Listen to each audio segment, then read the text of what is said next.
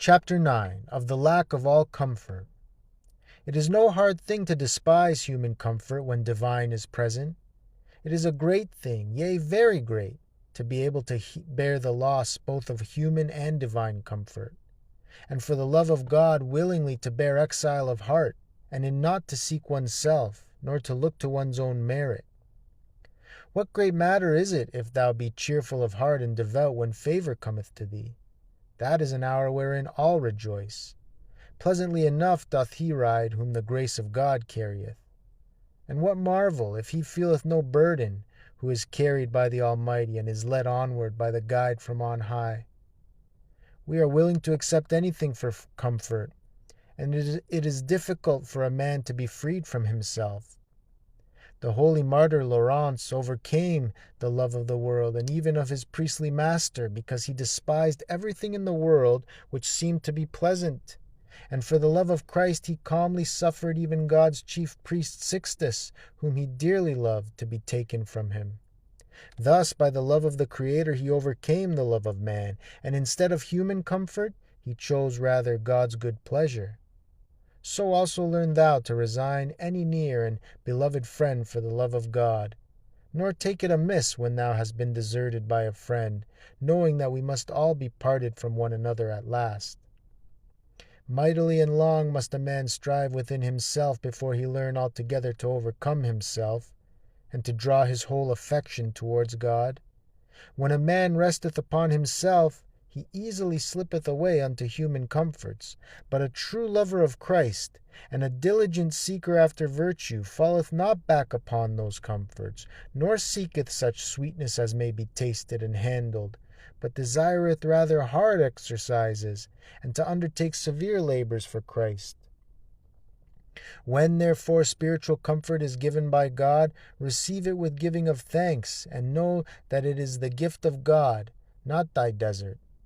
Be not lifted up, rejoice not over much, nor foolishly presume, but rather be more humble for the gift, more wary and more careful in all thy doings. For that hour will pass away, and temptation will follow. When comfort is taken from thee, do not straightway despair, but wait for the heavenly visitation with humility and patience, for God is able to give thee back greater favor and consolation. This is not new nor strange to those who have made trial of the way of God, for with the great saints and the ancient prophets there was often this manner of change. Wherefore one said when the favor of God was present with him, I said in my prosperity I shall never be moved. But he goeth on to say what he felt within himself when the favor departed. Thou didst turn thy face from me, and I was troubled. In spite whereof in no wise despaireth, but the more instantly entreateth God, and saith unto thee, O Lord, will I cry, and will pray unto my God. And then he receiveth the fruit of his prayer, and testifieth how he hath been heard, saying, The Lord heard me, and had mercy upon me. The Lord was my helper. But wherein? Thou hast turned my heaviness into joy. Thou hast put off my sackcloth and girded me with gladness. If it was thus with the great saints, we who are poor and needy ought not to despair if we are sometimes in the warmth and sometimes in the cold. For the Spirit cometh and goeth according to the good pleasure of his will. Wherefore holy Job saith, Thou dost visit him in the morning, and suddenly thou dost prove him. Whereupon then can I hope, or wherein may I trust, save only in the great mercy of God and the hope of heavenly grace? For whether good men are with me, godly brethren or faithful friends, whether holy books or beautiful discourses, whether sweet hymns and songs, all these help but little, and have but little savor when I am deserted by God's favor, and left to mine own poverty. There is no better remedy, then, than patience and denial of self, and an abiding in the will of God. I have never found any man so religious and godly, but that he felt sometimes a withdrawal of the divine favor, and lack of fervor. No saint was ever so filled with rapture, so enlightened, but that sooner or later he was tempted. For he is not worthy of the great vision of God, who, for God's sake, hath not been exercised by some temptation.